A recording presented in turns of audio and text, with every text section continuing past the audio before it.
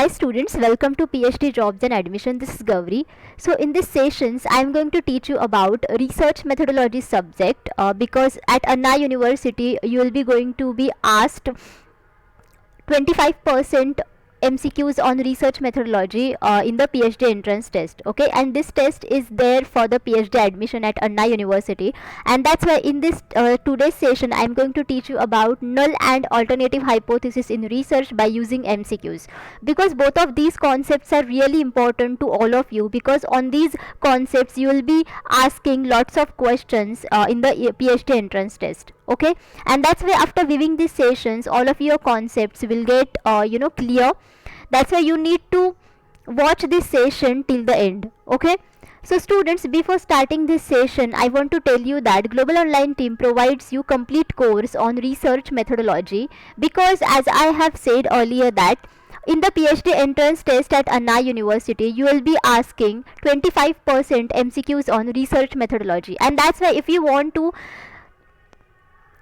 qualify the PhD entrance test, then obviously you need to score more marks in research methodology session. Okay, and that's why with the help of this complete course you can qualify PhD entrance test. Okay, so in this course you will be getting full syllabus video lectures under which theories and MCQs both are available. You will get full syllabus notes and mock tests.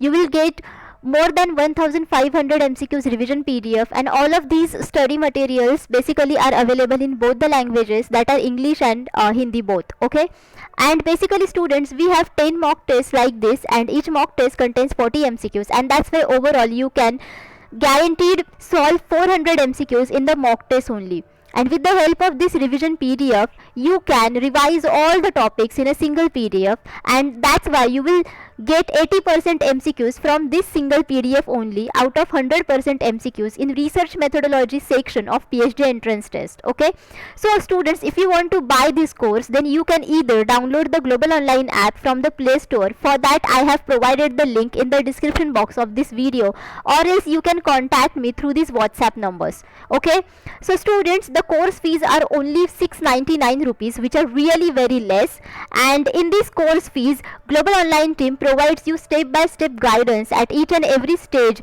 of your PhD admission at Anna University. Okay, and as well, okay, by using this course you can guaranteed qualify, okay, PhD entrance test. Okay, so let us start with our today's session.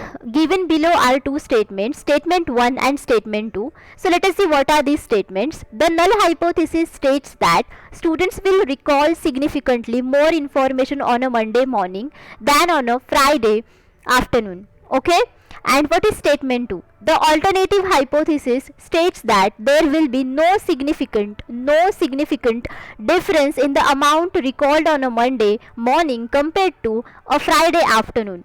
So over here students, we need to answer the question like which of these statements are basically correct or incorrect, all of you getting. And as I have told you earlier in yesterday's video only, that null hypothesis states basically about that there is no relationship between the two variables. Okay, no relationship. But alternative hypothesis states that there is relationship between the two variables. But if we read both of these statements, then within the null hypothesis part they have mentioned that there is significant relationship between the information on a Monday morning, okay, and on a Friday afternoon. So there is basically the difference, okay, between the information grabbed by the student on a Monday morning and as well information grabbed by a student on a Friday afternoon basically. But in the alternative hypothesis they have stated that there is no any significant difference between these two things, and that's why exactly opposite statements have been stated over here. So in the place of null hypothesis they have given the definition of alternative hypothesis, and in the place of alternative hypothesis they have given the definition of null hypothesis, and that's why your correct answer should be 2, because both of these statements are incorrect. All of you getting students, because both of these statements are incorrect. Okay, Now next is a hypothesis that states zero difference or no difference between the parameter and its assumed value is known as. So whenever a hypothesis states us that there is no difference or zero difference between the parameter and its assumed value, then what type of hypothesis is it? Whether it is simple hypothesis, whether it is directional hypothesis, or whether it is non-directional hypothesis, or whether it is null hypothesis. Okay, so as I have told you earlier in this video only, that such kind of hypothesis is called as the null hypothesis. So you can actually familiarize the word null. So the meaning of null itself is zero. Okay, so it means that there is zero difference or there is zero relationship between the parameter and its assumed value. Okay, what is simple hypothesis? So basically simple hypothesis states us the exact relationship between the variables. Okay, there are already. Okay, whatever relationship between the variables already there, okay, exact relationship is going to be stated by simple hypothesis. Okay, now what is directional hypothesis? So basically directional hypothesis is the hypothesis which states about the result in one direction only. Okay, it has only one direction, and that's why this kind of hypothesis is tested by one tail test. Okay, and I think we have seen this test as well in yesterday's video, so for that you can refer to yesterday's video. And what is non-directional hypothesis? So this is exactly opposite to the directional hypothesis. Okay, because here the hypothesis does not state about the direction of the results of the test, and that's why this hypothesis is tested by two-tail test. Okay, two-tail test, and that's why your correct answer should be 4 students, which is null hypothesis. When a researcher rejects a true null hypothesis in his or her study and accepts the alternative hypothesis, what type of error is likely? So whenever a researcher rejects a true null hypothesis and accepts the alternate hypothesis, then after that what type of error will occur? As I have told earlier in previous video, students, that there are 2 types of error occur. Okay, whenever we test the null hypothesis in the research process. So those types of errors are type 1 error and type 2 error. So basically students, type 1 error occurs when we reject the true null hypothesis. Okay, whenever we reject the true null hypothesis, then in that situation type 1 error occurs. And whenever type 2 error occurs, then in that situation we are going to accept the false null hypothesis. Okay, false null hypothesis. So these 2 concepts are really important to all of you, because on these concepts every time at each year you will be getting questions in the PhD entrance test. Okay, and that's why in this question your correct answer should be 1, that is type 1 error, because the question asked regarding type 1 error itself, because here we are going to reject the true null hypothesis over here, and in that situation type 1 error occurs. Okay, the probability of not accepting the null hypothesis when the alternative hypothesis is acceptable is called. So what is the probability of not accepting the null hypothesis? And in that situation basically alternative hypothesis is acceptable. So it means that here null hypothesis is false, and that's why we are not accepting it. Okay, so what is the probability of this kind of situation? So whether it is a rejection, range, whether it is demarcation, or whether it is normative incidence, or whether it is power. So students, your correct answer should be power, because power is the probability of rejecting null hypothesis when in fact it is false. So whenever this null hypothesis is false, actually it is false in reality, and that's why we are rejecting it.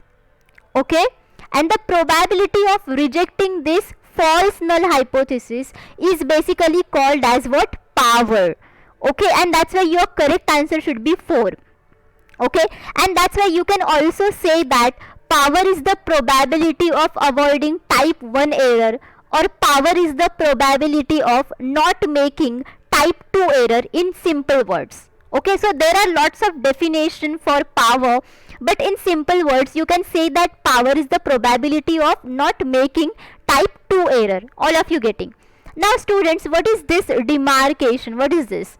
So basically demarcation is the marking of limits or boundaries. Then what is this normative incidence? So basically normative incidence is taken from the normative data itself.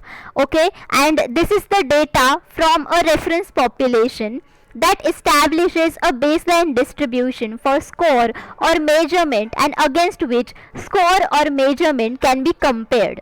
Okay, and what is rejection range? Rejection range is also called as the critical range. Okay, and this is the region and is a set of values for test statistic for which null hypothesis is rejected. Okay, so it includes the values, and for these values basically we are going to reject the null hypothesis. But for this question your correct answer should be 4, that is power. Next, given below are two statements. Now here as well you have been given two statements, statement 1 and 2. Okay, and we need to give the answers, basically what are the statements correct from these two statements. Okay, now let us see what is statement 1. Type 1 error refers to the decision to reject the null hypothesis when it is incorrect. Okay, and what is statement 2? Sampling error occurs due to the violation of the principle of random sampling. So basically, as we have seen earlier in this video, that type 1 error, basically what is that? This refers to the decision that we are going to reject the null hypothesis, okay, when it is basically true or correct. Okay, but exactly opposite is given in this statement. Okay, and that's why this statement becomes false. And what is the second statement?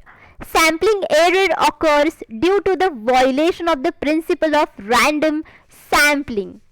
Okay, so basically sampling error occurs due to the mistakes in the sampling techniques, or due to the mistakes in choosing the wrong sample size. All of you getting? So sampling error does not occur due to the violation of the principle of random sampling, and that's why this again statement becomes false. So your correct answer should be 1 over here, because both of these statements are false.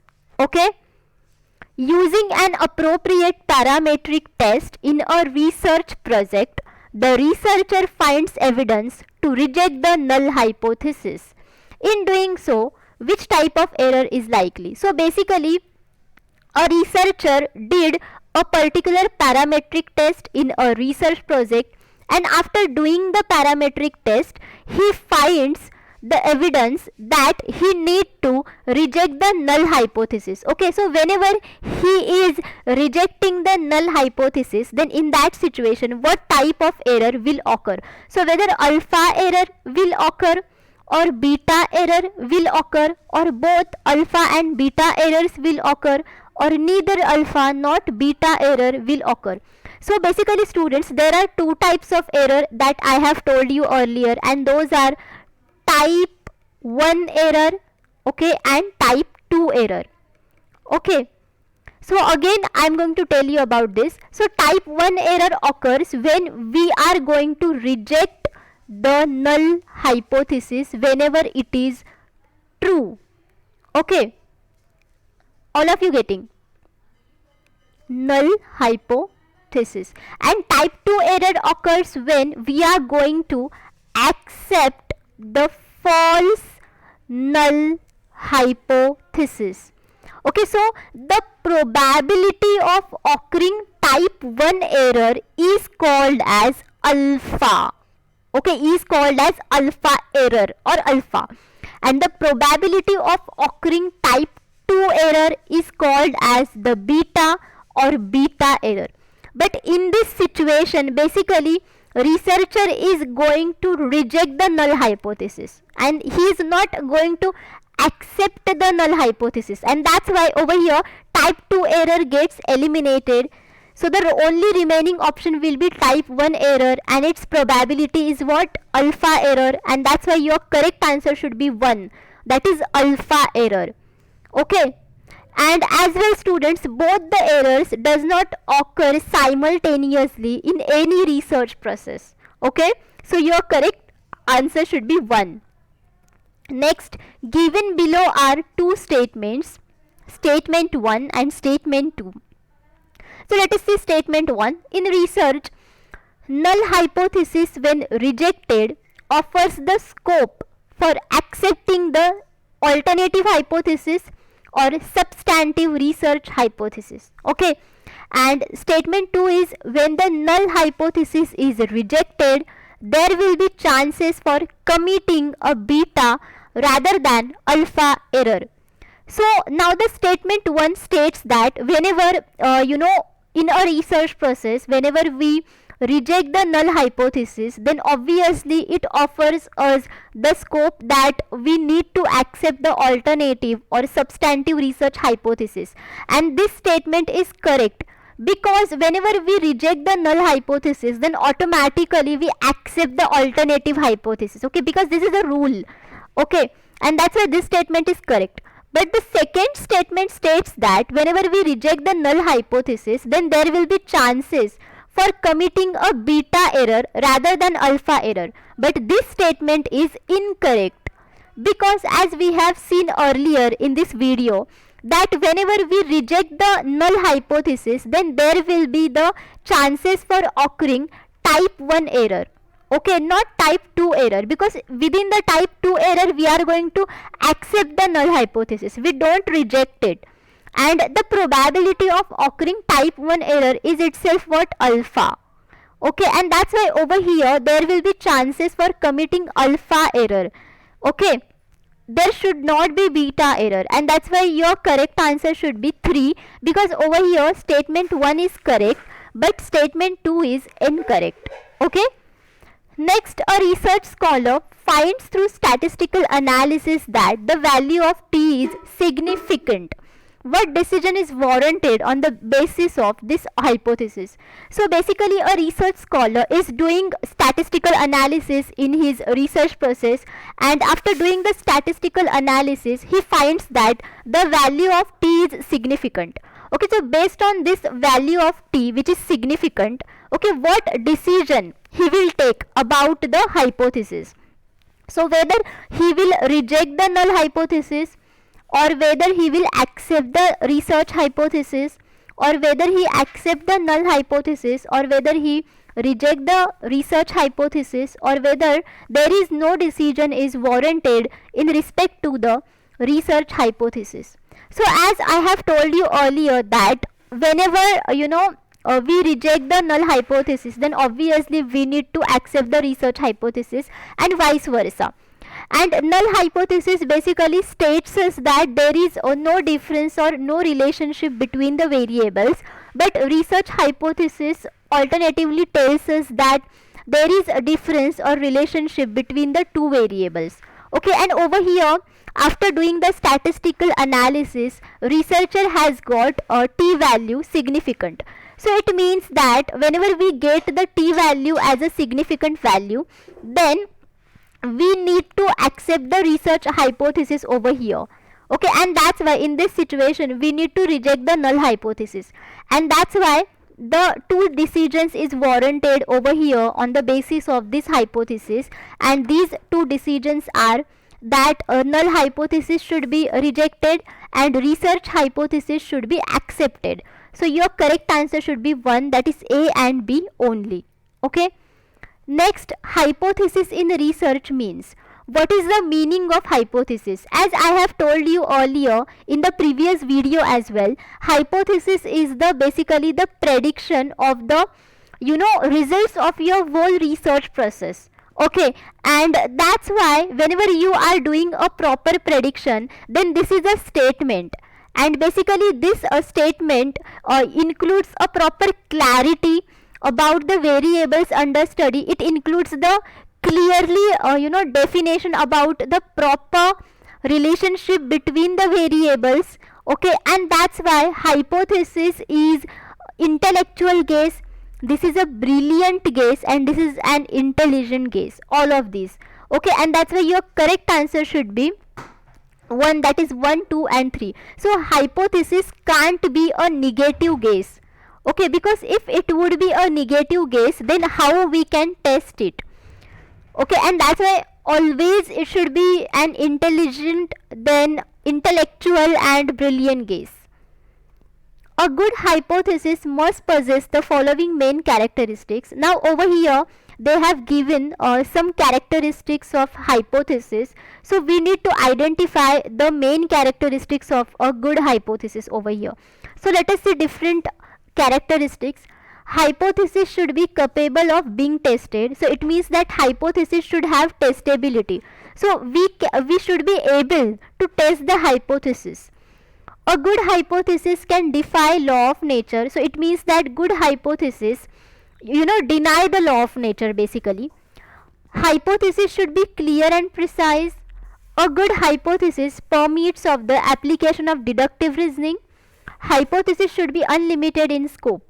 So basically students, as we have seen earlier in yesterday's video, that hypothesis should have testability. It means that it should be capable or able to be get tested, because we need to test the hypothesis so that we will get the final results of our whole research process, and that's why hypothesis should be capable of being tested. So this is one of the main characteristic of a good hypothesis. Good hypothesis can defy law of nature. So this is basically incorrect, because good hypothesis should able to clearly specify and permit the law of nature. It should not defy the law of nature. All of you getting? And hypothesis should be clear and precise. Yes, this is again the main characteristic of good hypothesis, because hypothesis should be clear and it should have clarity so that we can easily test it. Then hypothesis permits of the application of deductive reasoning. Deductive reasoning is the process, or you can say approach of a research. So in this approach basically we have an existing theory, and based upon an existing theory we are going to formulate a hypothesis, and after that we are going to test the hypothesis by using different statistical techniques, and after that finally we get the results. Okay, so this is nothing but the whole approach of deductive reasoning towards the research, and basically good hypothesis permits this application of deductive reasoning for its testing. Okay, because without deductive reasoning we can't test the hypothesis, and that's why again this is the main characteristic of good hypothesis. And the last one is incorrect, because a hypothesis should be limited in scope. Okay, it should not have unlimitations in the scope. Okay, that's why your correct answer should be 2, that is A, C and D only, because A, C, D these are the options which are the main characteristics of a good hypothesis. Okay, so students, thank you for watching this session. I hope all of you understood exactly what is the null hypothesis and alternative hypothesis. And one more thing is that research hypothesis and alternative hypothesis both are equal. Okay, because these are the similar phenomenons. Okay, the another name for research hypothesis is alternative hypothesis, and vice versa. Okay, so don't confuse within this. And one more thing is that you should understand the concepts of what is exactly alpha and beta, what are the type 1 and type 2 errors, and whenever the test is significant, then in that situation which type of hypothesis you need to accept and reject. So all of these things make into consideration. And after viewing this session, if you have any doubts, you can ask me in the comment box.